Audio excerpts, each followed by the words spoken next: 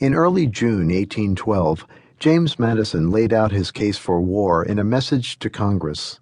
The message, which appeared in newspapers throughout the Anglo-American world, was not the president's best propaganda.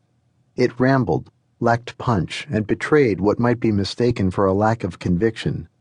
Portraying the United States as the victim of British imperial aggression and demanding the esteem that the United States was due, Madison's message reflected the arduous journey to the War of 1812. The fact that Madison opened with the caveat that he would restrict his description of British abuses to after the renewal in 1803 of the war in which Great Britain is engaged with France suggests how lengthy the history of animosity between Britain and its former colonies was. There was no single cause for the War of 1812, nor was there a single catalyst that prompted the United States to declare war on Britain and its empire that June. Madison needed a dozen pages to list his reasons, and even then he covered only the previous decade and omitted unrepaired wrongs of inferior magnitude. Officially, Madison offered three primary reasons: Britain's ongoing interference with the overseas trade of the United States as a neutral nation, most specifically Britain's orders in council, Britain's standing policy of impressment of sailors from American merchant ships on the high seas, and to a much lesser degree, Britain's encouragement of American Indians living within the territory of the United States to rebel against American authority. Trade received the most coverage by far, followed by impressment. By contrast, the grievance regarding Indians received little attention and appears clumsily attached to the end of the message.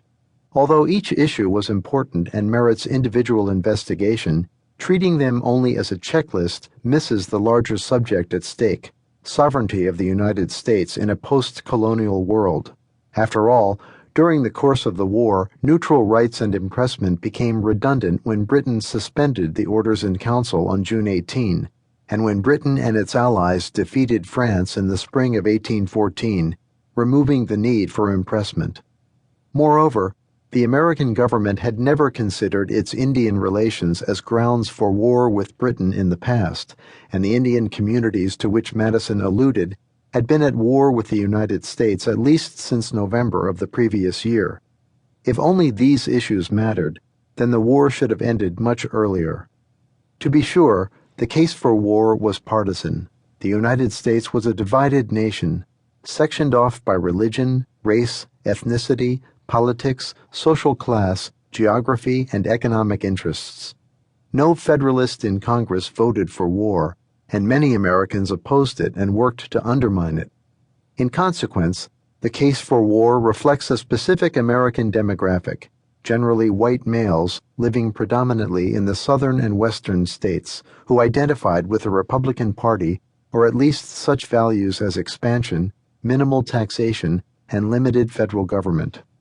Yet such generalizations oversimplify the lack of agreement even among those who supported the war, and the opposition to the war was equally disparate. Even Madison's fellow Republicans in Congress, who provided all the votes for the war, were fractured, barely mustering enough votes to pass a declaration despite their substantial majority in both houses. This partly explains why Madison's war message was so clunky. It had to appeal to as many constituents as possible while offending as few as possible. It does not mention expansion of the United States or its military operations in Spanish East Florida, partly because such issues were too controversial and risked alienating would-be supporters of war against Britain, including the Senate, which twice voted against authorizing action in East Florida and only barely approved the declaration of war against Britain.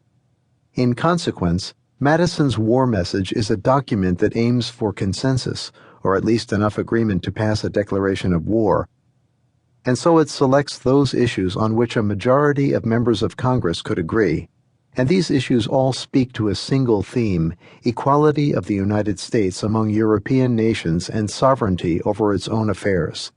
Thus, the war was not merely about British officers seizing sailors from American merchant ships or the Royal Navy intercepting American grain bound for France. Rather, the war was about stopping Britain and other European nations from believing they could do such things.